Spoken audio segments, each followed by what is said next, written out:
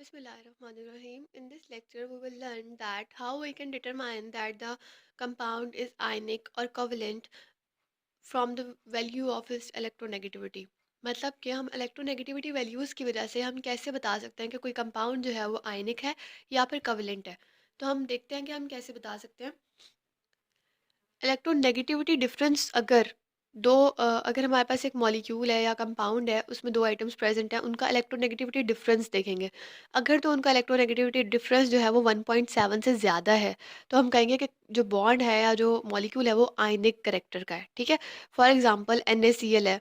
Sodium की हमें पता है इलेक्ट्रोनेगेटिविटी होती है 0.9, जबकि क्लोरीन की इलेक्ट्रोनेगेटिविटी हमारे पास होती है 3।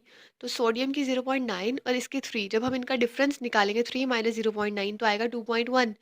तो क्या आई इलेक्ट्रोनेगेटिविटी ग्रेटर देन 1.7, तो हम कहेंगे ये बॉन्ड जो है वो आयनिक है या जो कंपाउंड है वो आयनिक करेक्टर रखता है। उसके अलावा अगर हम बात करें कोवलेंट बॉन्ड्स की या कोवलेंट करेक्टर की, तो क्या होगा कि अगर इलेक्ट्रोनेगेटिविटी डिफरेंस जो है वो 1.7 से कम आ रहा होगा, तो हम कहेंगे कि कोवलेंट बॉन्ड है। अब कोवलेंट बॉन्ड दो तरह के होते हैं, एक नॉन पोलर होते हैं और एक पोलर होते हैं।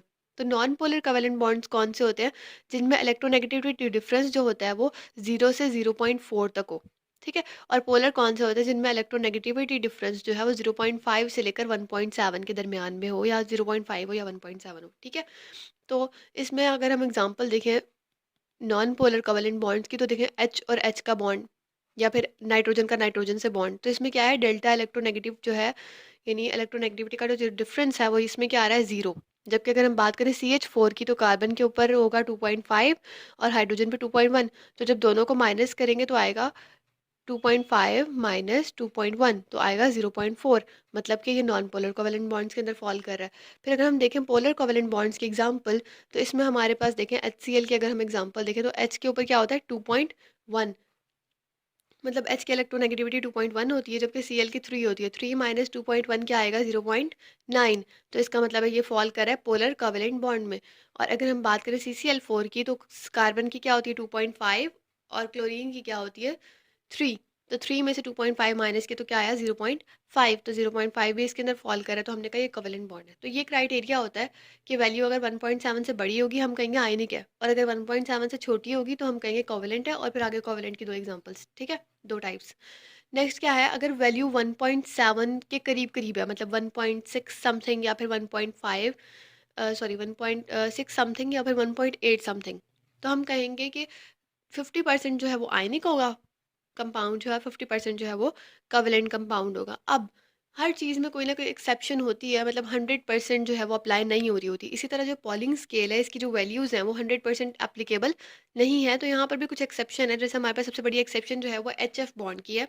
एच पे देखें, एच की क्या होती है इलेक्ट्रोनेगेटिविटी? 2.1, जबकि फ्लोरीन की होती है 4। 4 माइनस 2.1 करें तो हमारे पास आंसर आता है 1.9। अब 1.9 आया है, मतलब ग्रेटर देन 1.7 है, तो बॉन्ड तो आयनिक होना चाहिए। लेकिन HF का बॉन्ड कभी भी आयनिक बॉन्ड नहीं होता। ठीक है। तो क्यों नहीं होता? क्योंकि हाइड्रोजन जो है वो फ्लोरीन को अपना टोटल एक इलेक्ट्रॉन तो होता है इसके पास, अब ये एक इलेक्ट्रॉन इसको दे देगा तो इसके पास क्या रहेगा? तो हाइड्रोजन जो है वो कभी भी अपने लिए मुनासिब नहीं समझेगा ये बात कि वो अपना इलेक्ट्रॉन जो है वो डोनेट कर दे। बल्कि क्या होगा कि दोनों शेयर कर लेंगे।